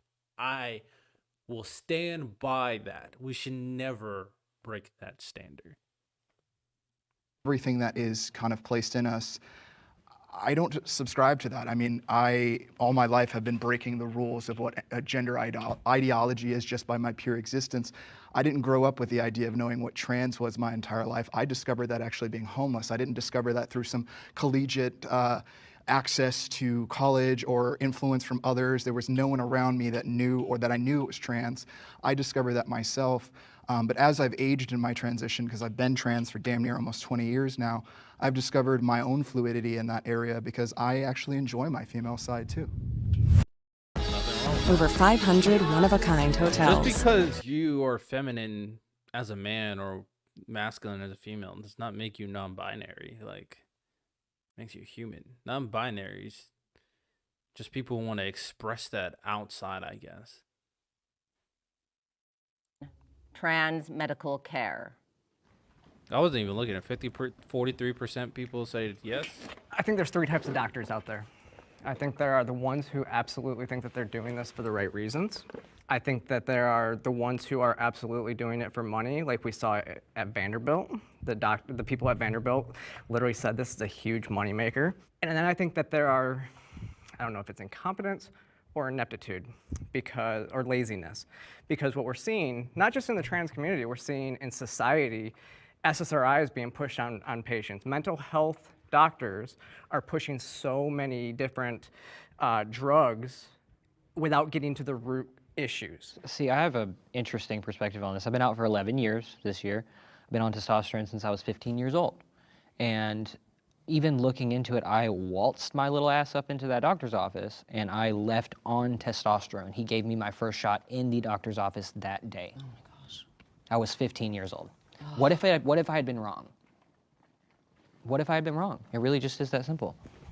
I'm joining mid-convo. Wow, nice to see you. Because I think like I don't think it's like a huge widespread issue, but I think when we have like a for-profit healthcare system, it does happen. Like I feel like there are I believe that people should be evaluated and go through tests. And like for me, getting on testosterone and getting surgery was a massive process in my life. But I do think that it probably happens. Just like you said, like with SSRIs and stuff, like things are overprescribed. So I do think it's a massive issue. I think that society in general, as Sarah mentioned, is over-medicalized right now. We're in this weird climate where there are entire political movements behind if you do or you don't have a vaccine, you can't enter this building if you do, you can if you do, it's like crazy. But, when it comes to the trans issue, I think just the fact that there were really almost I'll be honest, I think America is over-medicalized as well. The amount of drugs that people need to take to live life is alarming, honestly. almost no detransitioners as recent as like 5-6 years ago. And the fact that it's exploded now shows that it is a massive issue. And, I think that I can reflect what you said. I was over 18 when I started my hormones, but I had a 20-minute appointment, and just like you, I walked in and out with an estrogen prescription. Insane. I wasn't tested for my levels. I didn't have to see a therapist first. No. I had no letter. And you were a child. I was a child. Crazy. I was So, 15 and years that old. is a very, in very one of the most common- conservative states in the country. So if that's what's going on Wow. in Georgia, Wow. imagine what's going on everywhere else. California, hello. Yeah, when I went for my initial appointment, I literally helped my doctor find gender dysphoria on his chart and mark it for me. That's insane. And I walked out with my prescription that day. I mean, because I do a lot of work with the detrans community, and the problem is I actually don't really care too much about, if you are an adult and you walk into a doctor's office and want estrogen and you walk out, I don't think that's an issue. Wait, hold on. I got a friend in this fantasy football thing. Is an issue is when doctors are not giving all the information, when they're actually telling you that this is what's right for you, and then it's not. They're actually manipulating their patients. They're manipulating, they say if you don't do this, you're gonna kill yourself, and all this stuff. So I would actually rather a doctor say, I have no idea what this is gonna do to you, but it's your body, your choice, you can do what you want, and then leave you on your way and you can make that decision. Right. I think they're not asking the patient why. Why do you feel this way? It's a simple question. Another thing I was never informed of, when I started my hormone journey, and now it seems, like common sense, but I was, 20, so it's like, even 20-year-olds can have oversights. No one told me I had to freeze my sperm. That's crazy. So Remember you I'm talked years about that? into estrogen. I reached the point of adulthood where you maybe meet a partner where that might be something you want to do. And I learned that I can't. And it's simply because that doctor didn't care to tell me. And why? Who knows? Maybe it was because of money. It was easier for him or better for him to get me in and out and get that money rather than maybe a couple more appointments where I'm having to figure out, how to freeze my sperm in the meantime. But a lot of these doctors are also activists. They also they're- don't tell trans men that they're going to go through menopause. Right. There's a lot of issues with trans men. Buck Angel talks about that. He a almost lot of died. issues. Yeah, he's he a almost friend died. of mine. Yeah. Insane. So I actually almost walked up first because I do feel like the system is like pretty broken and there's not enough education in the medical system for doctors to be prescribing all the things that they do. Again, discussing SSRIs, like I was a victim of that myself. And so, I empathize for those stories. I understand that does happen. I'm not negating that. But I think to negate, medical service to somebody who needs it, who it might be life or death for, just because you feel some type of way about it, isn't right. Like, why do you care what, little Timothy or Sally are That's doing? not or a whatever? good Like, why reason do not to you be involved personally in the care conversation. What? Well, Timothy and Well, they're Sally are children, 8 and 12, so. Okay, sorry, we're doing no comments. Transgender. I agree, It's no made comments. very, very cool through the media. I'm gonna turn off your But mic. we're not talking about children 7 or 12, and this doesn't happen often. Has it happened? Yeah, it has, because that's the thing. It's a big world. Like, things happen all the time. Things we can't even imagine happen. It just is a reality. But if we know again, they to exist, walk we through should a try to door and stop then them, close right? it for other people to walk through, that's kind of messed up, in my opinion. So to your point for being able to receive hormone therapy in the way that you did, I had a similar experience. I was able to walk in and get access to hormones. And that system was set up through advocacy because of what a lot of community folks are actually facing when it comes to access to hormones, access to medical care, access to all of these things. So a lot of these nonprofits actually got rid of a lot of the red tape because for some individuals like myself who was actually homeless during my transition process, I would have never been able to afford access or get through all of this process. Now, can I admit that there is some medical malpractice? Yes, I myself. Yeah, that's not a good enough reason, right? Right, I feel like it's not hard to understand. When you create standards, the standards should be in the benefit of the basically society at large. So basically how I'm picturing it is that, okay, the standard is we need a vet, we got to go through a huge process, we got to figure out what you need to do, the whole 9 yards on being trans. Are you really trans? Go through therapy, all that. Now, if you're under a special circumstance, i.e., 16-year-old homeless with gender dysphoria diagnosed, that's a different situation. It should be treated as differently. The solution is, okay, a homeless person may struggle getting all these drugs, so all people can just go in and get drugs and leave. That's stupid. That's dumb, right? I understand what you're saying, but there needs to be conditions to allow certain people access differently. We have that throughout society where some people have, for example, financial aid, right? Financial aid exists in literally all medical institutions and all academic institutions. It's for conditional people who can't afford XYZ. Okay, so if that's the case, then why are we not doing the same thing where there's a conditional circumstance for special individuals, maybe applies for financial aid, get their hormones, and leave, right? Had issues obtaining testosterone consistently. For some reason, the script doesn't match up or you got to get in contact with a doctor. And it was part of the reason why I chose actually to go off testosterone because I didn't like the idea of not having constant access because I was worried about the damage that it could cause to my body and also because I wanted to keep intact my reproductive rights. From what I have seen when it comes to these detransitioners, from my understanding in terms of the statistics, trans people are 8% of the population, and then the detransitioners are somewhere from 1 to 8% as well. So all of these laws that are coming in is to affect the entire community as a broad, while the percentages that we're affecting people is so small. While simultaneously, if we looked at things like in the past, There's no way you can say that. See, this is a very tricky thing about percentages. If we're creating laws that help trans people that are 8% of the population, we can't create laws to help detransitioners that you said is 1 to 8% of the trans population. How does that make sense?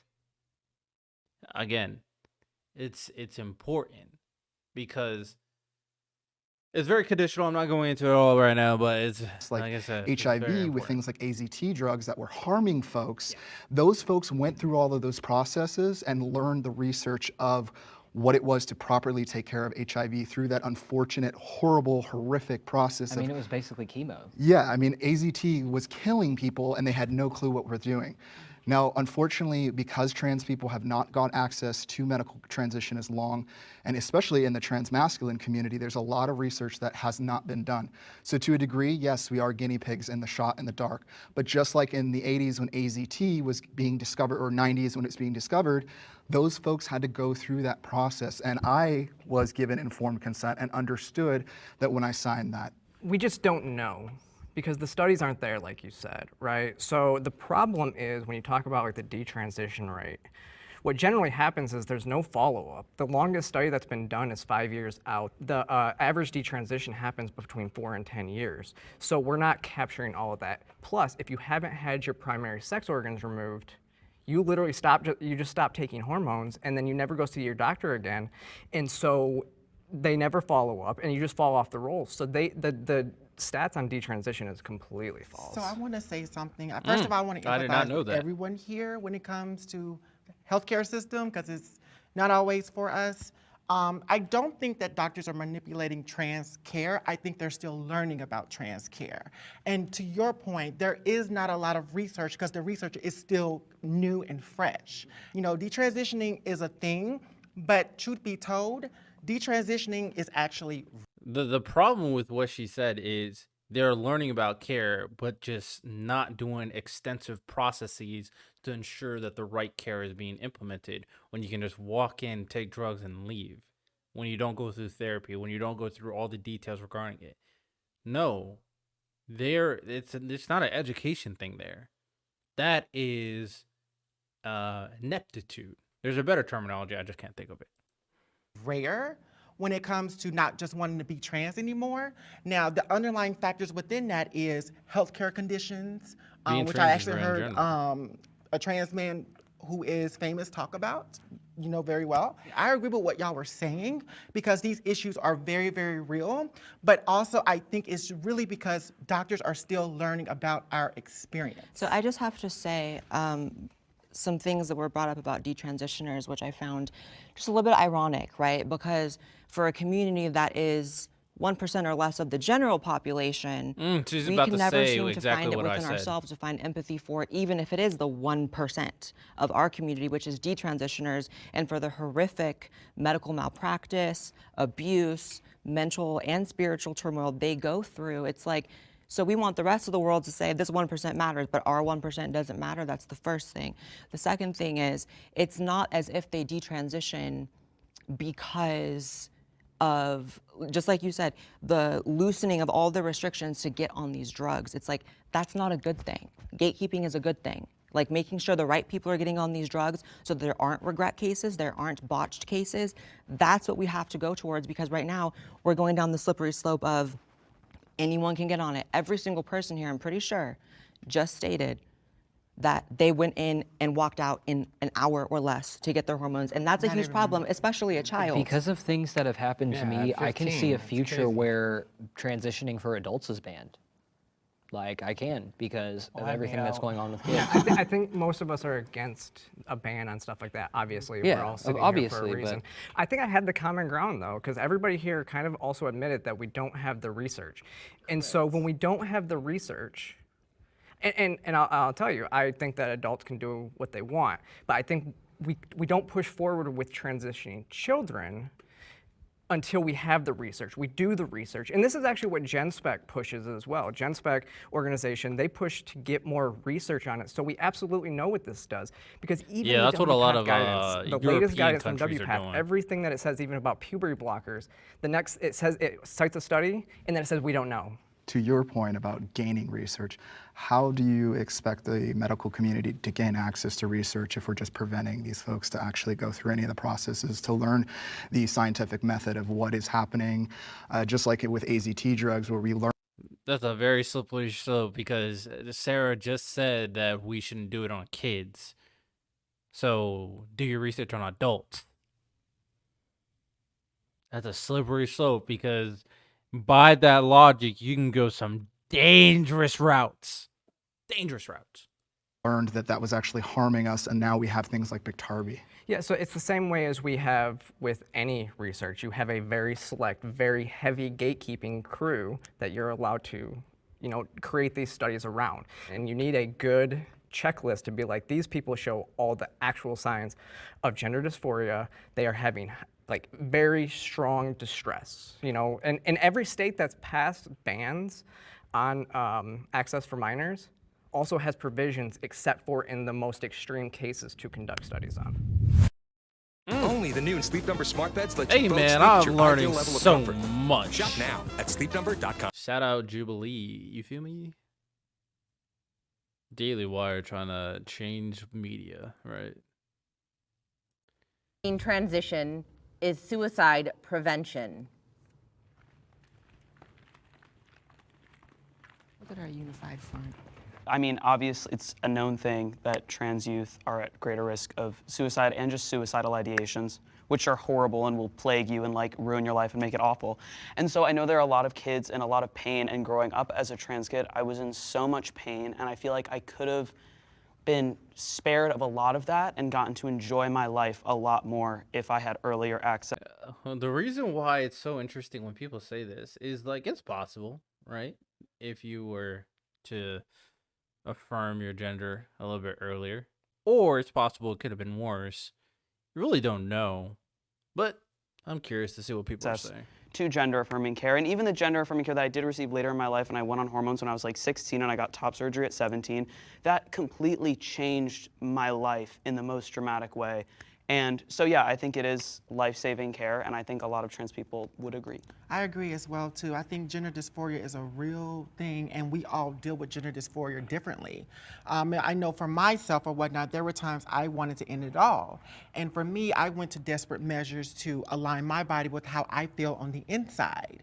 And for some of us, especially living in the South, we don't always have access to hormone care. So some of us have to go to the black market. We have to do things to our body to be able to align us to where we are not willing to commit suicide.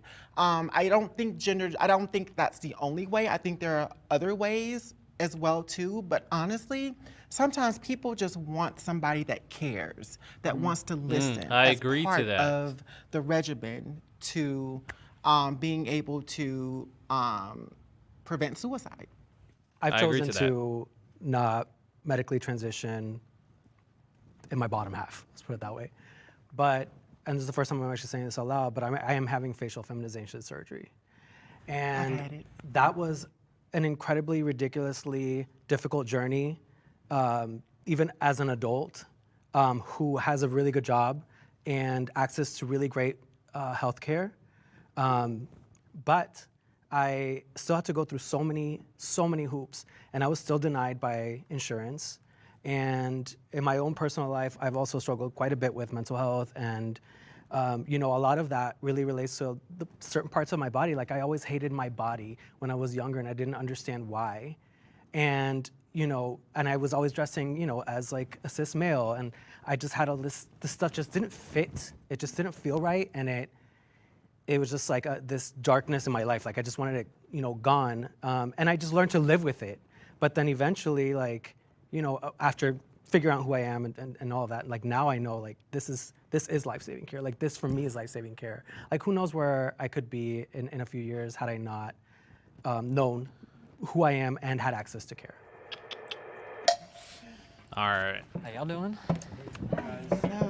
I think too often we hear, that if we don't affirm our child's, gender identity that's different than their sex, then they're going to commit suicide. We hear this all the time, especially from the detransition community whose parents were told this and it was manipulative. We hear politicians say this all the time when they're trying to, stop bills or pass bills. The problem with that is that's the same line that abusers use. So when you're in a relationship, if you're going to leave somebody and they say, if you leave me, I'll kill myself, then that is an abusive situation. Oh my God. I did not know where she was going with that. That is on the money. Not gonna lie. That's the same terminology. I mean, I hate the suicide stipulation. Like it doesn't. It's not a good enough reason to do things because of the fear of suicide. The fear of XYZ is usually, in my opinion, never a strong enough reason not to do something. But obviously, you have to take it into consideration. But that was a good thing. And it's That not, was a strong remark. So that's the premise we start with. Transition, I mean, we're all here, we know. Transition is not an easy process. It takes a heavy mental toll. And so I really think that if you're already suicidal, you have to get that in check. You have to be in a healthy place before you can even think about going through the medicalization of transitioning. You can socially transition. I think that's absolutely fine. But I think that, before you even think about medically transitioning, then I think you have to have your head right before that. And hormones will make you feel kind of crazy anyways. So I think that that's why, it's not. Crazy. See, when it comes to gender affirming care, I appreciate everything that gender affirming care has done for me. And I thank God every day that this was the right decision for me, because I have friends like Richie who it wasn't the right decision for, and now he's missing genitals. So, when it comes to it being life-saving, the reason I didn't step forward, even as somebody who might agree with that prompt, is because correlation is not causation. No living being should ever eat processed food for every single meal of their life.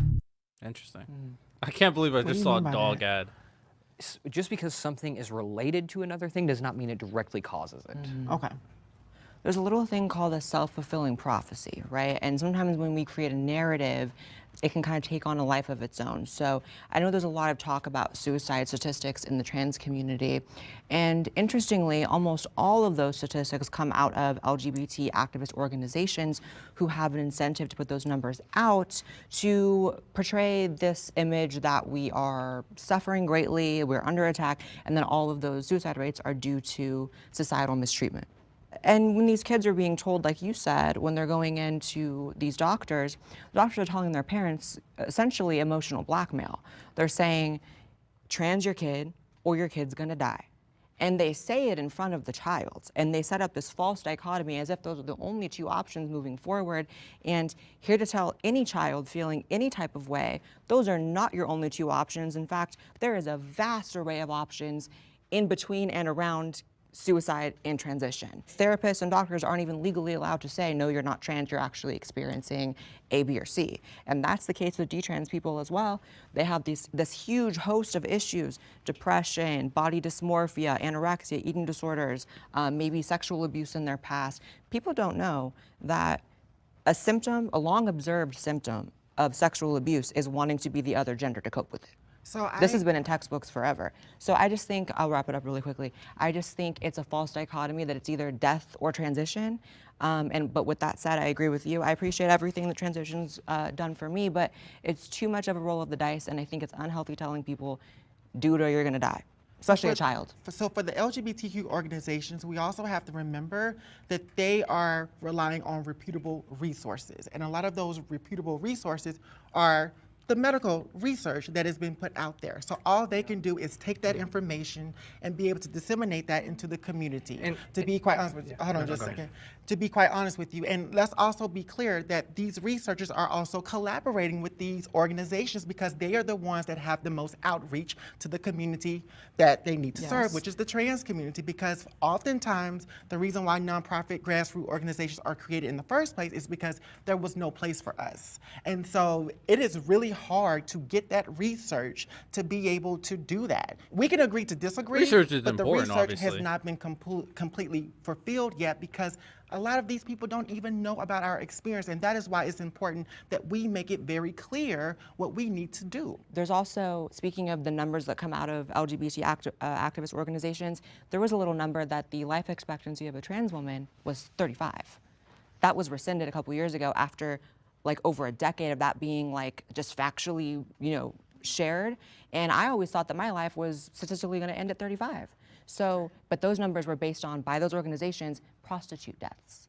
So it's not always the most reputable numbers they're getting, you know what I mean? And these activist organizations are political too. We get caught up in calling them activists and we think it's this emotional, spiritual thing, but they are political organizations. Yeah, so I am an activist, and so a lot of what you're talking about really was focused more on Black trans women, because Black trans women do not live past the age of 35, because oftentimes it is our group within the trans community that is often murdered, we're often harassed, we're often discriminated against, and so a lot more of that focus has had to be around Black, brown, indigenous folks, because oftentimes the research goes missing for us. They sourced it from prostitutes though. That was the source of the But stat. see, the thing is though, even when we talk about prostitutes, trans women have to sometimes participate in sex work to survive. But they base it off cis prostitutes. Yeah, I think I don't think Prostitutes. Sorry, I'm done. It was Yes. just, it was false number. So from what I understand is a lot of that focus has always been around Black trans women, because we do not get to see the age of 35. But you're trying to, like, if the source material in the statistic is a selective group that is not directly represented based off your hypothesis, then it's a false statistic at the end of the day. If it's all prostitutes, and I don't know if it is, but if it is all prostitutes, the statistics is in relation to prostitutes. You can't just go, okay, but like some have to do sex work. I mean, but your hypothesis is not about some that have to do sex work. Your hypothesis is about Black trans women, right? So that's the problem here, I think. You are in a place, when I say privilege, you're in a place of privilege where you do not have to worry about the harassment and the discrimination that I face. I face as a Black person. I face as a We're Black not gonna person. get I'm into not going to that. say that you do not experience harassment or Then why'd you discrimination. bring That's it not what I'm up? saying, because like you said, you're a person of nuance, and so follow me here. When I come as a person of color, as a Black trans woman, you and I do not get to have that same experience. There are You more went to the rooms, White House, I didn't. There are more rooms that you get to walk in that I will be forbidden in. And one thing about it is, that's why it's important. Yeah, but that's the same all the way around. Like, what rooms are you walking, or is she walking that you can't? Unless it's like a conservative room, but she can't walk into a liberal room. What? Like someone like me has to create her own space to be able to did I. counteract what you're doing. And I'm So not did I. saying, and I'm not saying that you don't. But what I'm saying here is, what I'm trying to get you to understand is, my Blackness should not have to pay for your whiteness that doesn't make is sense. destroying. Introducing the I don't know Android why Nano she series, brought race into the this. She just fastest ruined the charge whole for your discussion. USB-C iPhone. Race is irrelevant in this conversation. Not gonna lie, it's absolutely irrelevant. My community. I'm because of destroying your privilege. community. So are you gonna tell all of my exes How are you gonna that? say that and then that's the end? What you're talking about too is there's not the research. You're right, there's not. Everybody likes to cite the Turbin study, and Jack Turbin is a complete activist. You can just go to his Twitter account and see how actively involved he is in this and how financially. I'm sorry, what was his name? Jack Turbin. Okay. And you can see how much he's financially gained off of this study. And the issue is the study is based on a survey. And so it's based on a survey of adults. And so when you're doing surveys are not scientifically accurate. They're the least accurate way to do a study. And so when we're basing all this medical care off of a survey, it's a huge issue.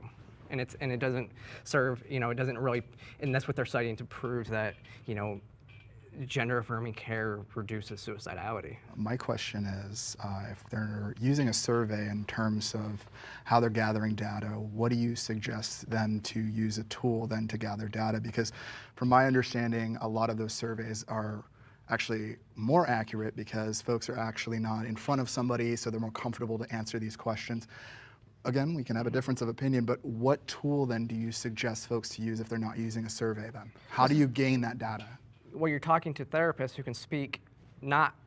They can't violate HIPAA, but they can give statistics on their patients. You can look at see how many people have entered into facilities because they were suicidal on that, and then you can go back and see if we gave these same people gender affirming care, how did it help them? Because I see a lot of, again, go back to the detransition community, because we affirm their gender so much. There's so much, they're now having issues. They're contemplating suicide at a higher level as well. Great. I enjoyed this. Physical statistics based off experience versus statistics based off opinions is always more valuable. Debate for what it was. It was quite ugly at certain points, and I wish that it was all trans people on the panel, because that would have been more appropriate. She is so like grimy, not gonna lie. Fitting. Wow. You're so offensive. You're an offensive person, human being. Yeah. Okay. Just so Well, you know. I find a lot of things over here offensive as well. Blair's so grimy. Let me look at the comments before we wrap this up. As Blair, I can see that Blossom isn't treated bad because of her race or because she's trans. It's her personality, girl. Well, literally every single thing hated about the trans. Oh my goodness, Blossom. I thought, okay, not even Crystal, but this was crazy. Liberals are so aggressive. You know what I noticed? A lot of these comment section is just the liberals just being assholes. Liberals, can you get a dub for once? Jesus. So offended by our own delusion of racism in the debate. As a logical black woman, I'll say that Blossom does not represent us in any regard, not everything. I would say Blossom started be chilling out a little bit later on. She was very aggressive at the beginning. Not gonna lie. Blair was also very aggressive too. You should shame for not protecting and respecting Blair's rights and safety as you did the liberals. Blair definitely has a fan base. I'm just being objective. I have no stake in this. I just think what's facts is facts. As a liberal, the liberals are so disappointing and aggressive. It's really sad. I agree with a lot of Blair's points. God, Blossom was allowed to cut people off and make her point. True, she was really nasty in the beginning. Shame on Blossom for the play of blatant threats. I love Jessica. She says she would rather protect others than make herself comfortable. Facts. Sarah was cooking too. Not how not to moderate unbiased masterclass. Shout out to Jubilee. This was an interesting video though. Very interesting.